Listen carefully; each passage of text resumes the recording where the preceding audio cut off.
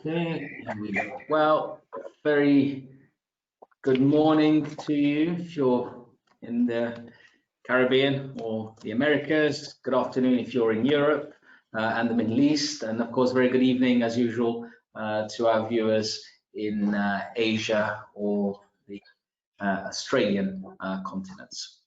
Welcome to Crossing Borders, which is today's Crossing Borders broadcast, the IMC streaming service that we started in late March to bring and keep the investment migration industry together and informed of the developments that are taking place in a sector which is always making strides to improve and to keep up with developments on the government side, but also on the client side.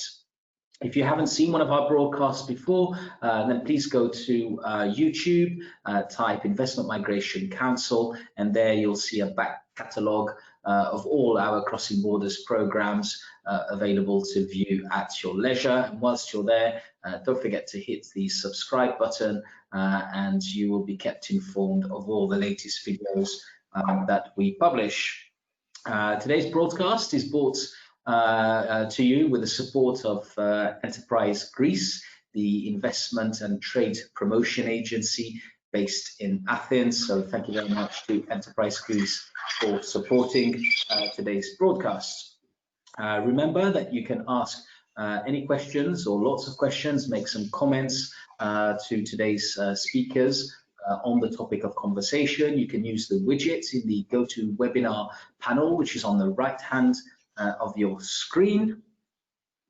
I'm told I can see that there's over 50 of you with us today, so we'll try and get through to as many of the questions that you might have and your comments. And as ever, to keep you engaged, we've got a little bit of polling, and we're going to kick off with a poll right away. And we simply want to know, where are you guys from today?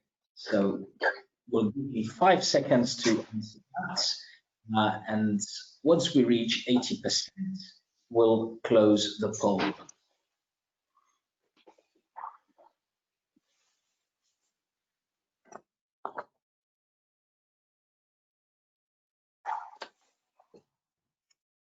All right, so I'm just going to close that and publish the results. So our panelists can see that 63% are from Europe and Africa, 25% from the Middle East, and 13% from the Americas. So that's always interesting for us to know, and it might guide some of the conversation today. At the end of the program, there'll be a short video about IMC education and training on how you can get through the certification in investment migration, so do please stay with us. But allow me to introduce our speakers and what they're going to be talking about today. I'm delighted to welcome Ismini Zwarou from the Investment Promotion and Trade Department at Enterprise Greece. So very good afternoon, Ismini in Athens, and you'll be talking us through the most important points of the Greek residency program.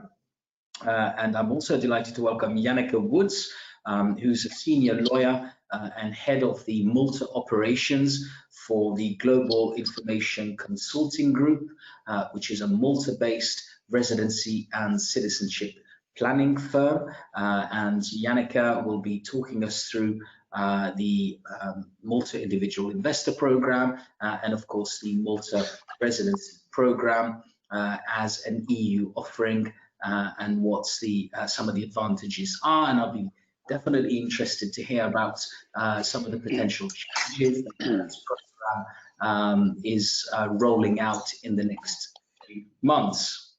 And then finally, but not least, Tiago Gali de Carvalho Macedo, who's the founding partner and senior managing director of Next Gali Macedo and Associados, which is an important Portuguese based law firm. And Thiago, you'll be talking to us and discussing COVID-19 and what the impact on the Portuguese residency program has, and hopefully we'll also get time to talk about the challenges that lie ahead and some of the opportunities.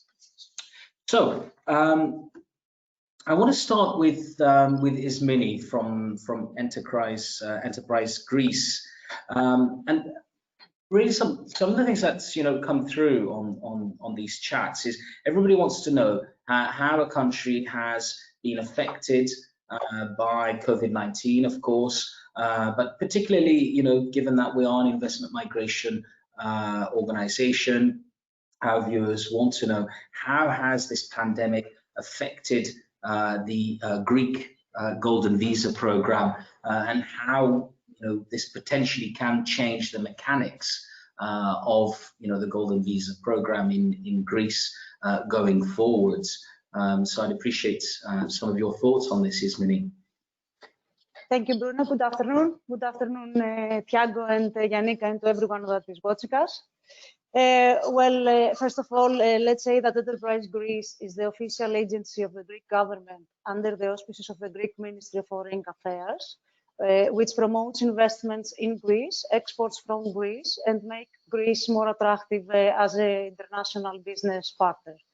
Now, regarding the COVID, the Greek government acted very quickly and took early drastic action, going into full lockdown only 13 days after its first coronavirus case was confirmed. Greece was among the best performers in the world, holding down the number of the cases and deaths with the lowest spread of the virus per 100,000 inhabitants.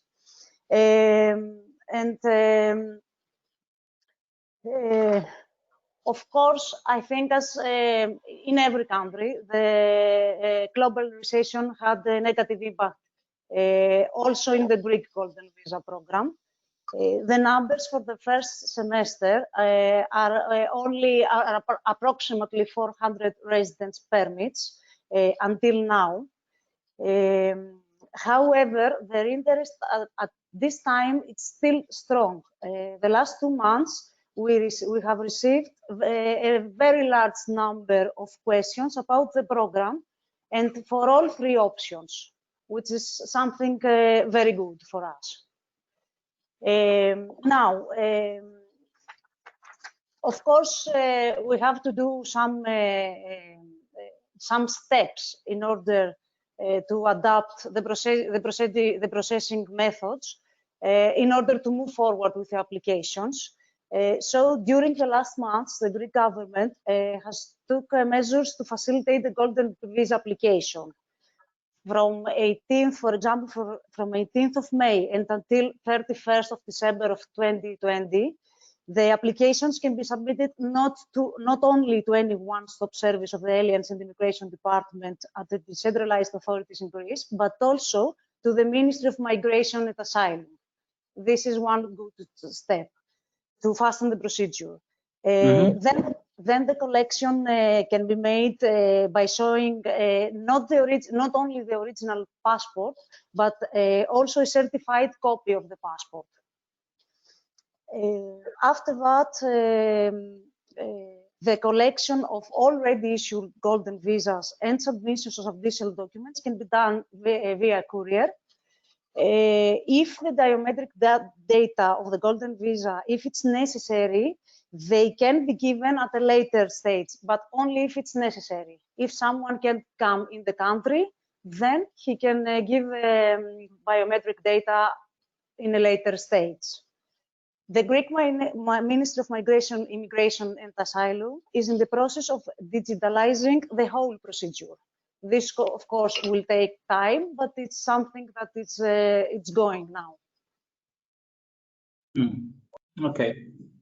All right. Look, we talk often about improvements, and particularly in the last 3 months, what we've all had to do, and particularly governments have had to do this, is to further digitize because it's proven very difficult for many governments to deal with the fact that people are on lockdown and they're unable to drop off physical files. So we've heard, in the past weeks, we had some guests from Caribbean governments where they've done a project of digitization, and people can actually drop-in applications completely through email or through their systems, through the internet. How has that been sort of taken on in Greece? What are the steps that have been taken by the Greek government to digitize itself? We are in the process. First of all, the first that is now on is the electronic appointment for now. Someone can ask for an appointment electronically. But for now, this is the case, and every day we are taking steps for that in order to finish all this procedure as fast as we can. Right, okay. All right. Look, I want to come to a poll as well for the audience, which we've prepared. And this is, I'm going to launch that now. It's asking essentially, which improvements do you think, as potentially agents who are watching us, are needed for the Greek residency program? So we want to know, do you think it's a faster procedure, digitization on the submission of the application, and importantly, what comes up as well is the signing of the power of attorney in the country of origin? So let's give people a few seconds to answer that and see what they. Bruno, can I say something about the third answer? I'm sorry. Yeah, please do. Okay, the third answer is because until till now, the signing of the power of attorney for purchasing a house can be done only in Greece. That is the question. So now it's difficult for someone to come in Greece in order to sign the power of attorney. Yeah, of course. How? On that point, actually, it's very interesting because before we came on, we were talking a little bit about the reopening of travel corridors. How is Greece coping with that? Has Greece started to open itself? Greece has started to open the borders, but not for every country. For example, until 15th of July, people from UK cannot come.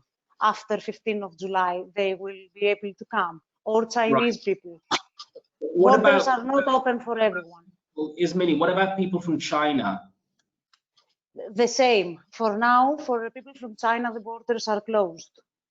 Is that a blanket approach to China, or is it specific provinces in China? You know that the Chinese people have 73% of the program, of the numbers for the program. So, of course, we want and we need the Chinese people to come here. But as of coronavirus, China, that is a high-risk country now. So we haven't opened the borders for high-risk countries. Right, okay, fair enough. Do you want to make any comments on that? I mean, in some respects, I'm not entirely surprised by the results of the question we've asked the audience, which are the improvements, or which is the most important improvement that the Greek residency program needs to make. And digitization on the submission of the application comes in first at 57%, with 43% for a faster procedure. And, well, nobody's sort of commenting on the sign the power of attorney in the country of origin. Digitization then, so that's the top one, isn't it? Do you want to make any comments before we move on to yes, I'm a little bit surprised. Of course, the digitalization of the process is very important, but at this point, it's also important the signing of the power of attorney. So I'm a little bit surprised for the results. Yeah, so a little bit of surprise there from Enterprise Greece. If you do have any comments or questions, dear audience members, then please use the GoToWebinar panel widgets, I beg your pardon, and get thrown those questions. And we have one question already, and I want to put this straight away to you, Ismini. And this is a question from Anna Feroldi, and she asks, is the Greek government in the process of rolling out a citizenship by investment program? If so, what's the expected timeline? Now, this one has come up regularly in the last 3 months. We've had, murmurs from, sometimes politicians, sometimes agents. Is there an official response that you can give as the government representative for Greece on the question, is Greece planning a CBI program? We don't have such an information. At this point, these are only rumors. Rumors, okay.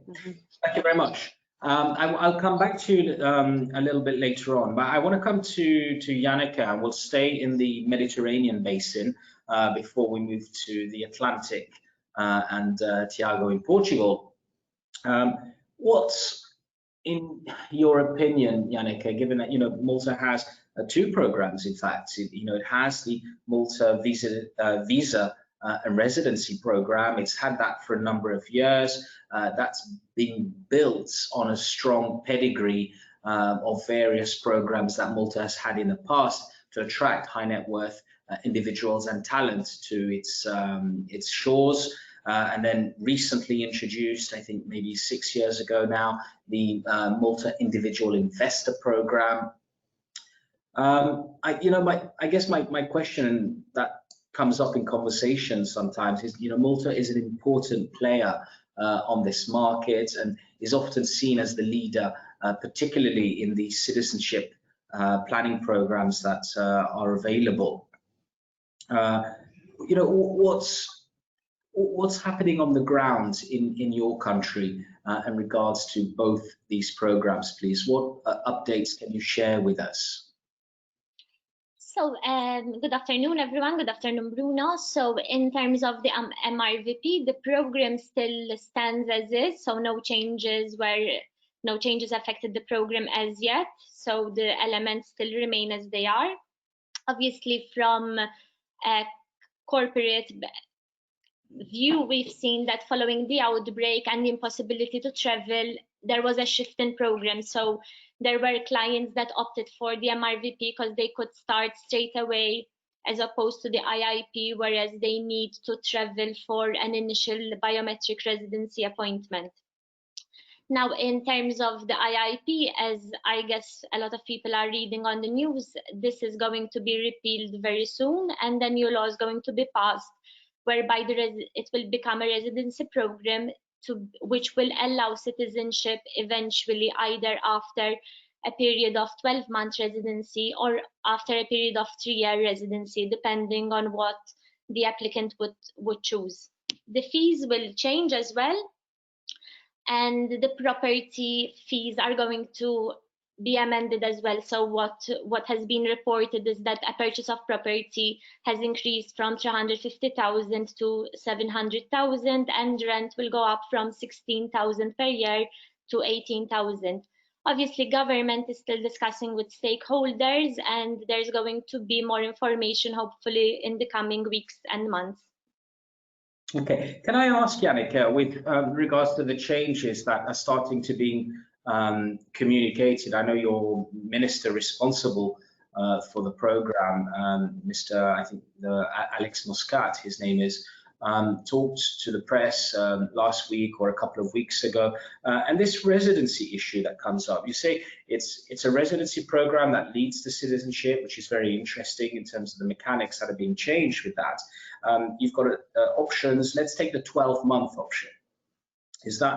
Do you begin the application for citizenship after 12 months of residency, or can you begin the application for citizenship as soon as you obtain your residency permit?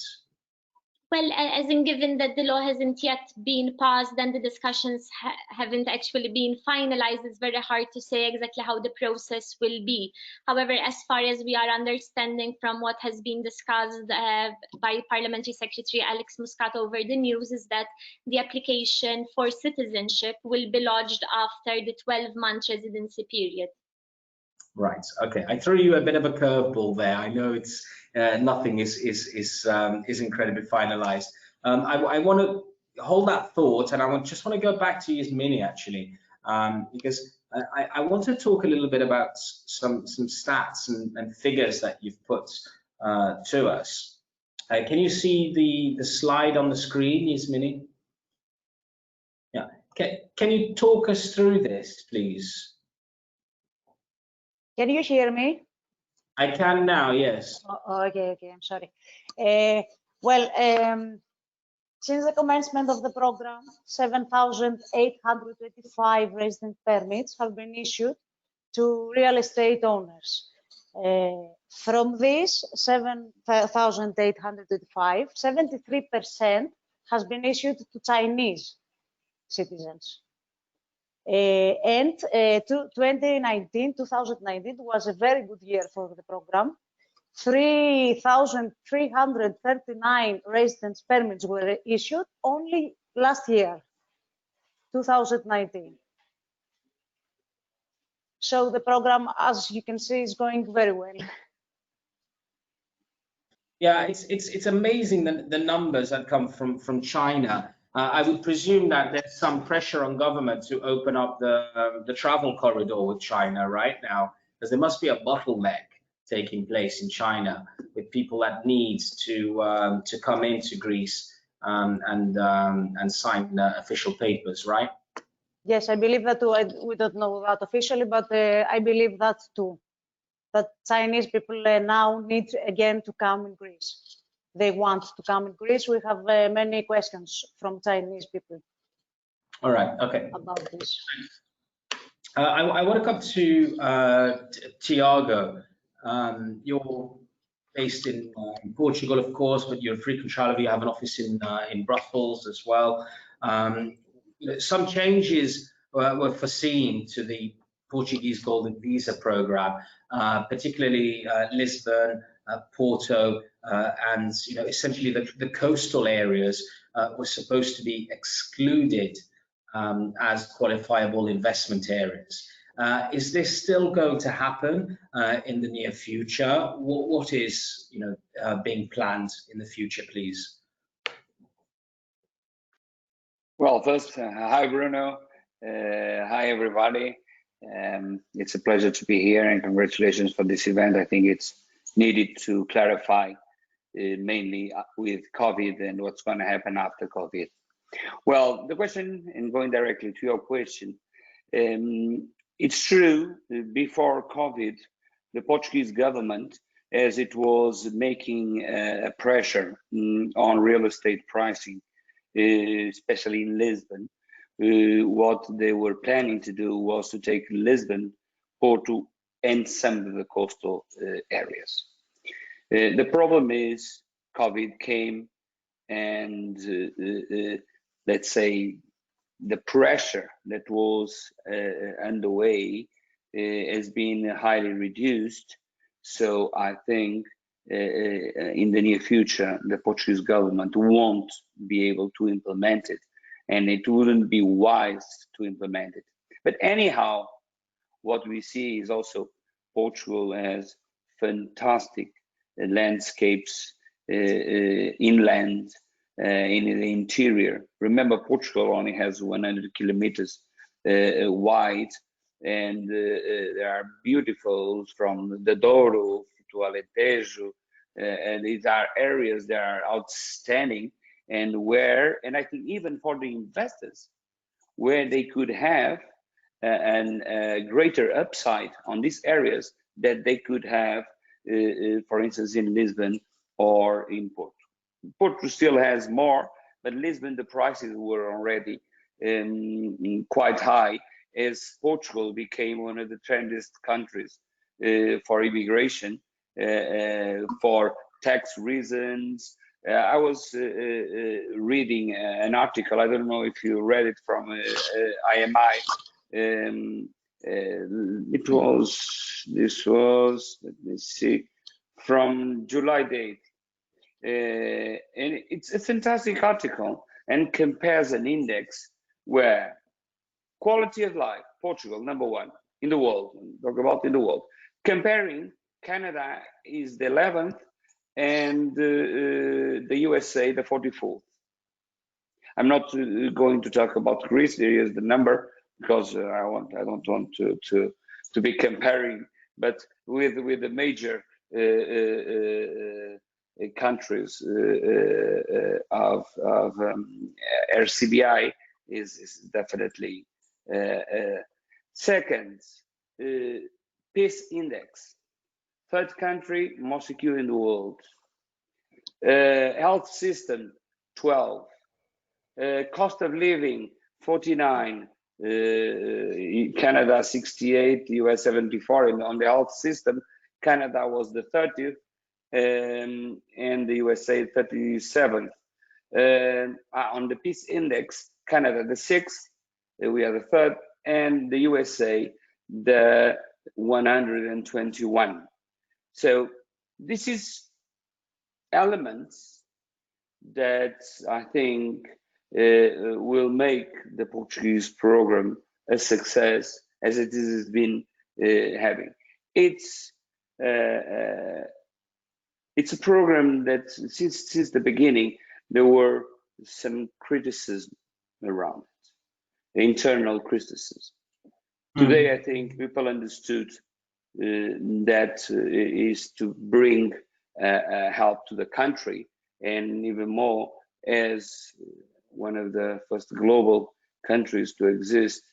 It was very important for the foreigners to understand how Portuguese welcome, like Malta and Greece, of course, but how they welcome foreign people. There's no discrimination at all.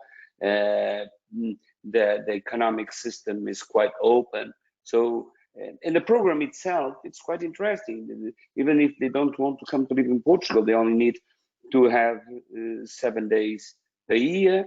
They can have investments above 280,000 euros on real estate.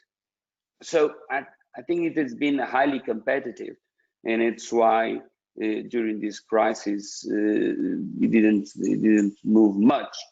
But going directly to your question, I don't think that the government will change the law, and more than that, there are new elements that they permit. For instance, now signing and recognition of documents, power of attorneys and everything will be able to be done digitally, so the people don't need to come to the Portuguese embassies or consulates. So they can do it on the net with the Portuguese lawyers. The digitalization of the country, it has began more than 20 years ago, and now I would say it's almost one of the benchmarks around the globe. All right. Yeah, because of course the Portuguese program has been heavily criticized, notably so by one of your own MEPs or former MEPs, Ana Gomes, and it's been embroiled in some controversy a few years ago. But some structural changes were made to the program, and more recently, further options were added also to the program. Are there very specific changes that you know are coming up for the program? What we are expecting the program to move needs to concentrate it also on new kinds of investments, high-tech investments, startups. They will have direct residence permits.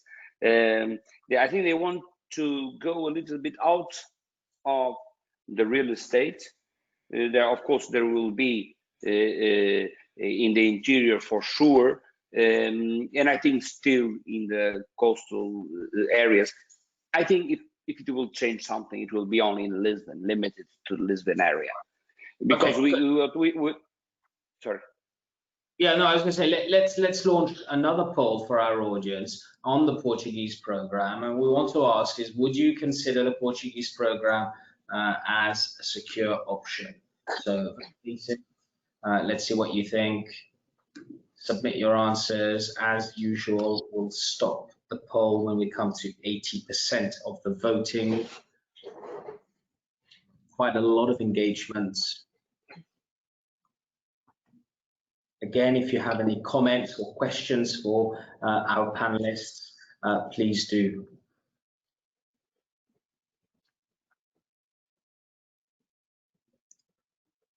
I've closed that and published the responses.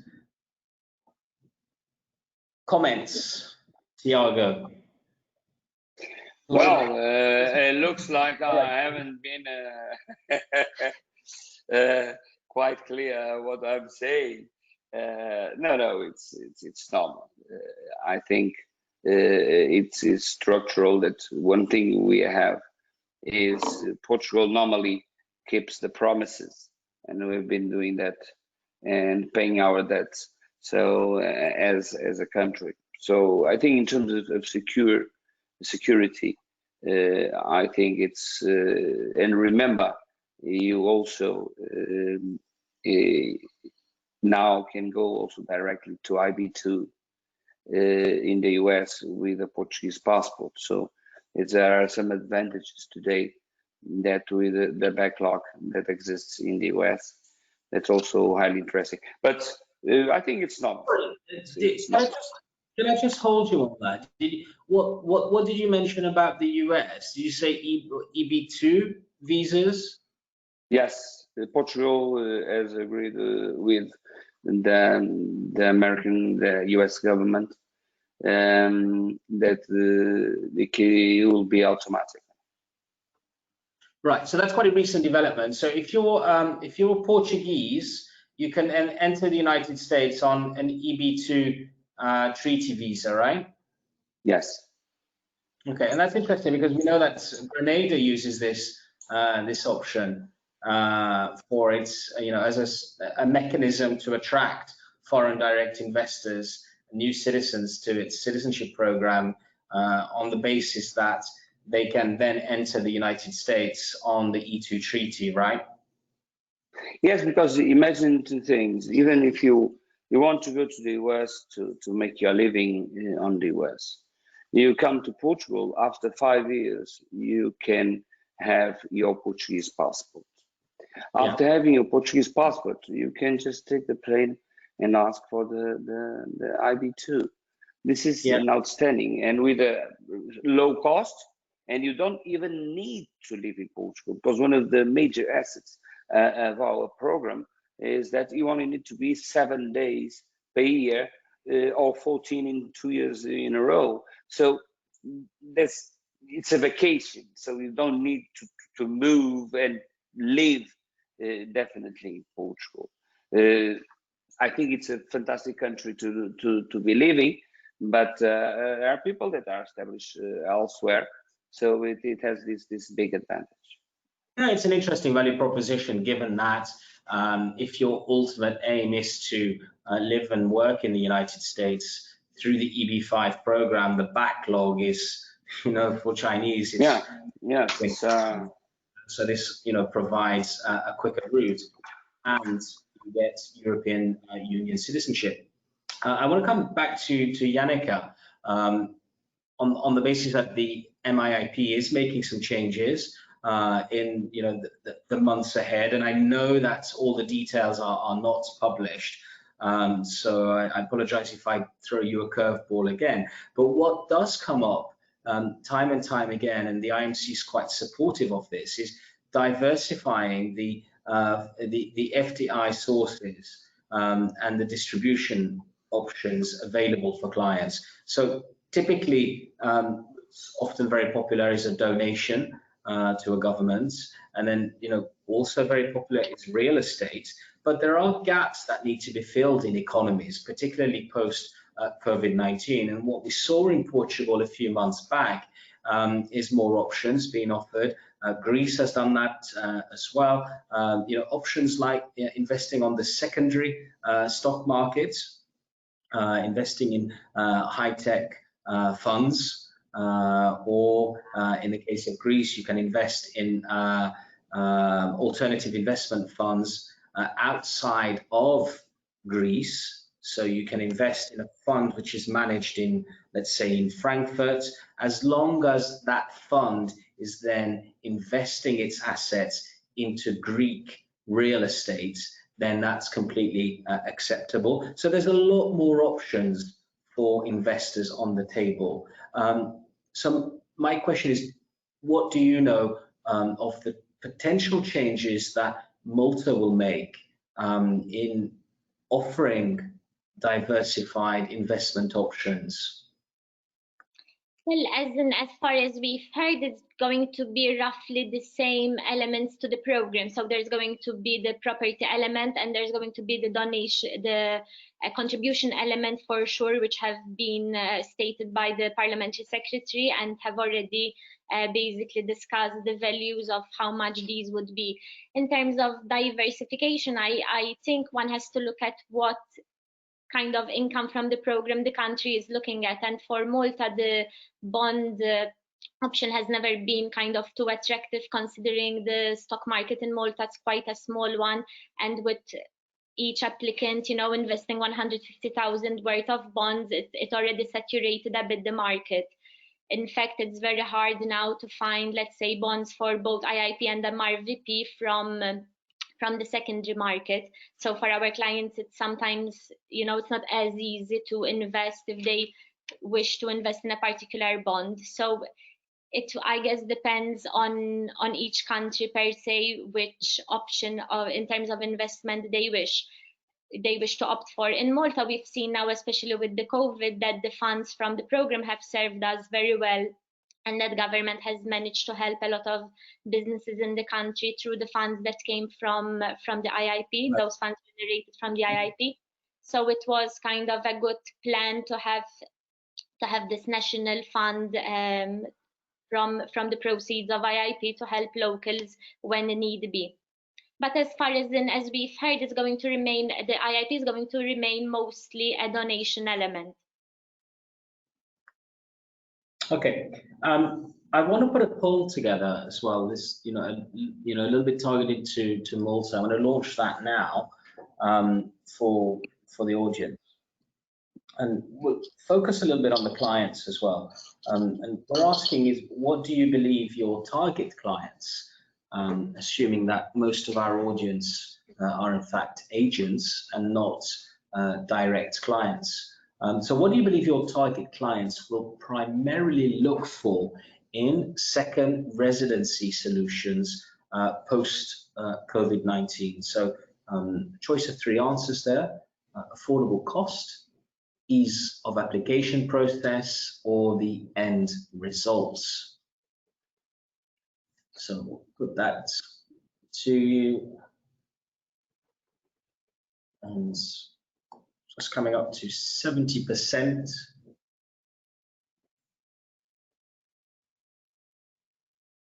And then Yanica, once I close, if you could comment on the results, I'd appreciate it. So closing that and sharing the results. Okay, so affordable cost and end results, 36% each, and ease of application process at 27%. Your comments, Yanica? So basically, this is both all of the answers that we post here to the poll. We feel that make MRVP a very attractive program, so which kind of incorporates all 3 elements. So if you look at the cost of the program, it's a very affordable one, which is only 250,000 worth of government bonds, which can be liquidated after a 5-year period, together with a 30,000 contribution. And also a financing option exists. So here we're looking at a European residency program at a very affordable price. Apart from this, the program, the MRVP, also is easy in terms of processing, especially now that the department has, changed its processing and is processing the files in a much timely manner. And the last one, the good end result, we feel that the MRVP offers a very good end result, given that it offers a permanent residency in a European country with the option for clients to travel to the Schengen zone whenever they wish. Yeah. Okay, great. Thanks very much for those comments. I want to come back to Ismini and stay a little bit on the subject of mixed investments, and Yanica talked about securities and the secondary market, particularly for bonds. Can you talk us through essentially the Greek options? I know we've got a slide for this. Can you talk us through this, please, Ismini? Okay, the last month, the Greek government decided to give a third option. This is the newest one. The amount for this option is at least 400,000 euros in order for the other two options to be separately from the other two options are at 250,000 euros, and this option is more, is 400,000 euros. So someone can acquire a residence permit, investing either in a company who has its registered office or establishment in Greece and listed on the Greek stock market, either in a real estate investment company which aims to invest exclusively in Greece for the acquisition of shares in a share capital in Greece, either in a closed-end investment company or to a closed-end mutual fund, provided that these alternative investment institutions are intended to exclusively invest in company headquarters or establishment in Greece. This is a capital contribution of at least 400,000 euros. Then we have the term deposit of a minimum amount, again, of 400,000 euros at a domestic credit institution. The purchase of Greek government bonds with a minimum cost of 400,000 euro and a residual maturity of at least 3 years at the time of purchase via a credit institution established in Greece. This institution will also be the custodian of these bonds. We have the purchase of shares, corporate bonds, and Greek government bonds, which are admitted for trading or are traded on regulated markets that are operating in Greece, and this amount is 800,000 euros at least. The purchase of units of a minimum value of 400,000 euro of a mutual fund incorporated in Greece or another country, and with scope to invest exclusively in shares, corporate bonds, and or Greek government bonds. And finally, the purchase of units or shares with a minimum purchase value of, again, 400,000 euros of an alternative investments fund established in Greece or another country of the European Union. These are the new mixed investment securities, the new option of the Golden Visa program. We believe that investors will come for these options, for this option. Okay. There is an interest.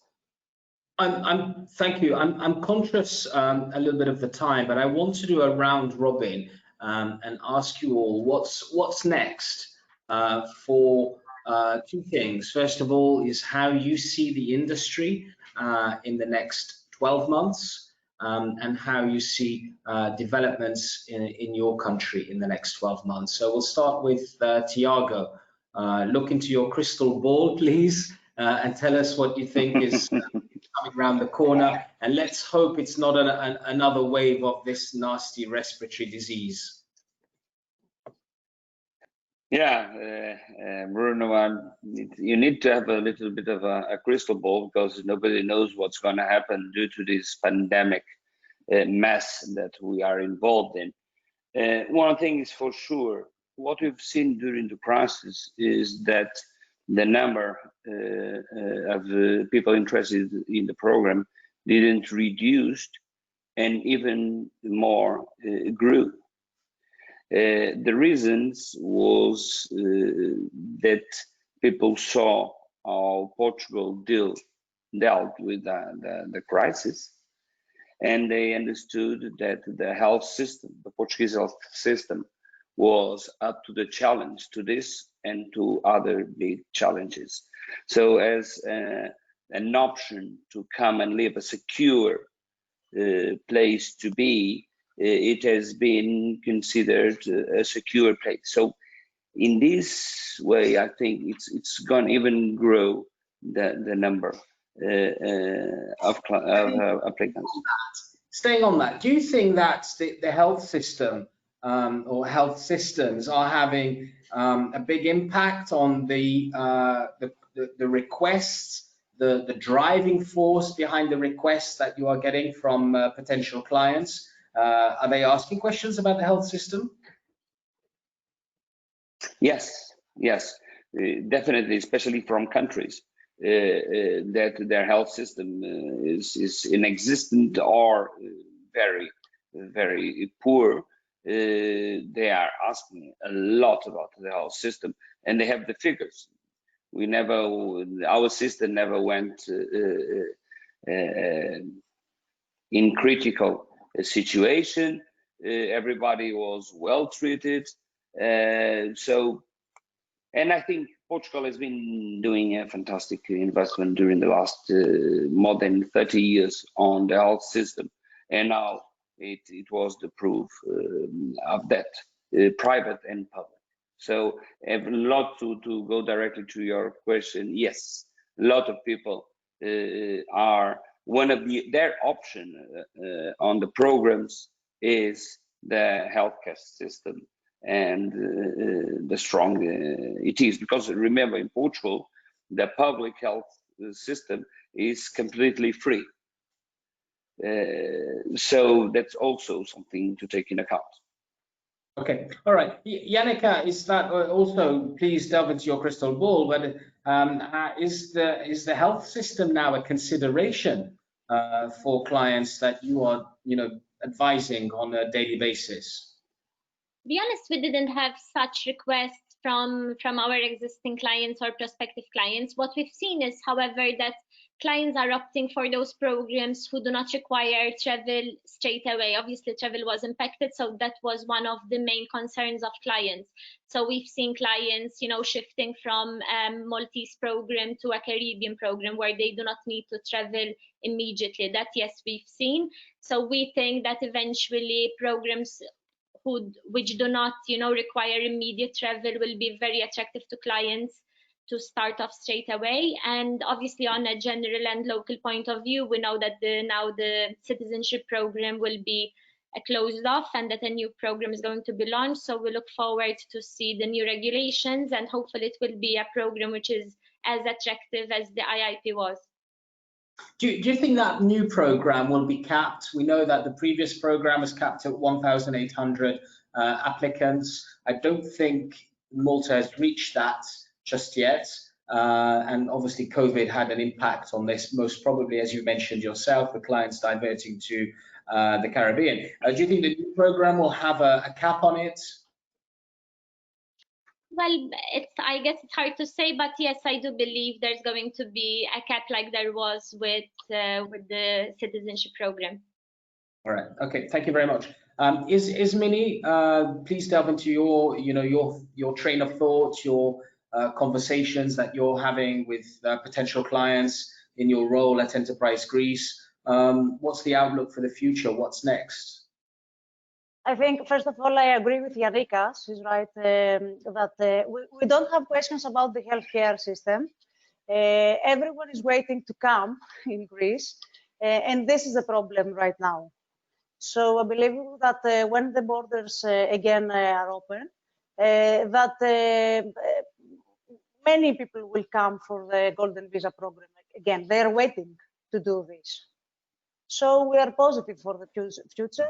Of course, as all of you said, we don't know what is the future right now. It's very uncertain, but we are positive.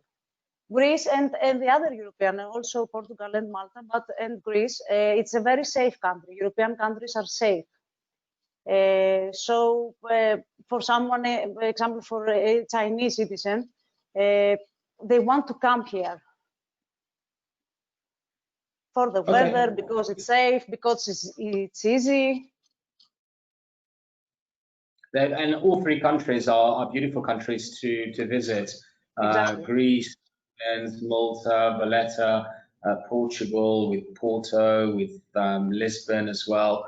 Yeah, absolutely big tourism destinations. We've run out of time for today's broadcast. I want to thank each of today's guests for giving up their time to share their insights, their knowledge on the investment migration industry. Yanica Woods in Malta, thank you very much. Ismini Zwahu in Athens, Greece, thank you very much. Tiago Gali, thank you very much from Portugal. I hope you, the audience at home, or perhaps you're already back in your offices and you found today's session interesting. Thank you very much for your questions.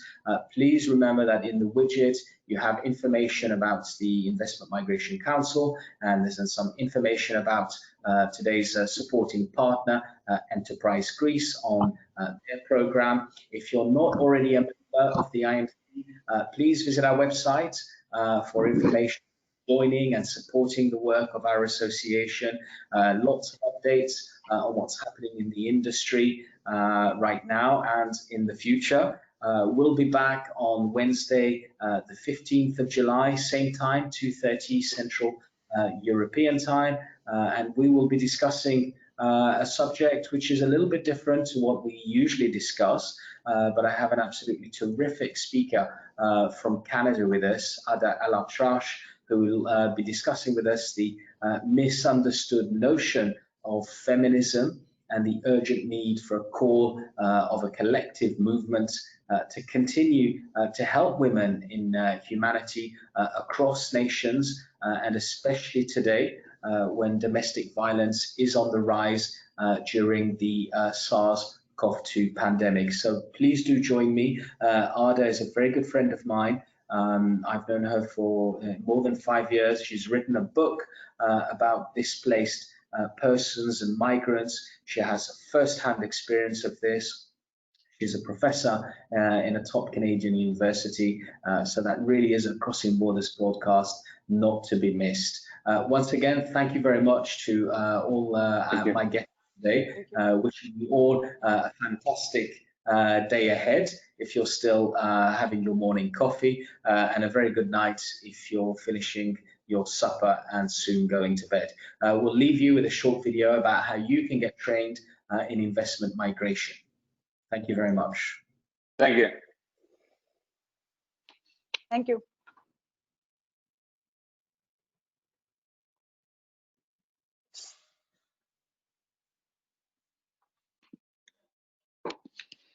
Introducing the Certification in Investment Migration from the Investment Migration Council, the first structured learning product of its kind globally, designed for you. Explore the bite-sized learning pathway of each module on our custom online platform. You can track your progress as you go and learn at a pace that suits you, with an estimated 5 hours of study time per module. The Certification in Investment Migration contributes to the development of professional competencies and standards for those new to or already working in the industry. So, what are you waiting for? Visit our website to start your learning journey today.